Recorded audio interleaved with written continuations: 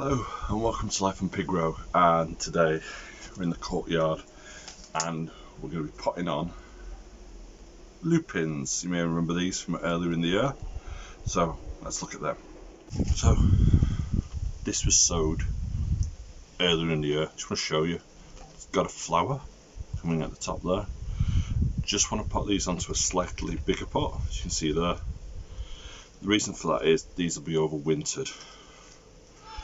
So all I'm doing is finding a bit of compost, nice out,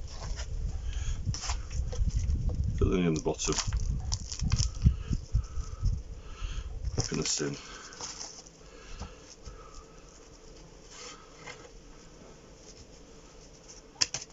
There we are, we're into a new plant in a new pot. So take any dead leaves off, like so.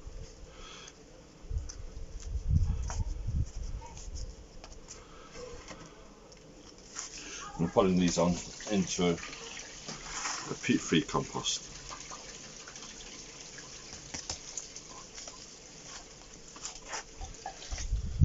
As you can see, stocks have had a go at that one, and again, don't be afraid, take them off.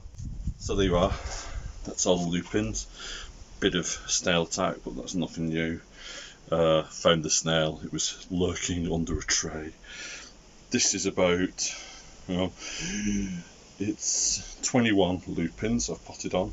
I've got another 40 up top. Whatever I don't plant, I'll probably barter or sell on. And that's it. Lupins potted on, and all from seed. I hope that shows you that if you sow a perennial at the start of the year, the likely chances you're going to get a flower. Now, if I potted these on earlier, I would have definitely got loads of flowers, but I didn't want that.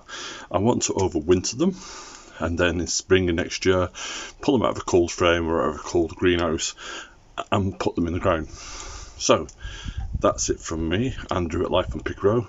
Until next time, bye-bye. As you can see, summer is slowly starting to wane and shade is casting down from the house. So here every Saturday. Until next time, bye bye.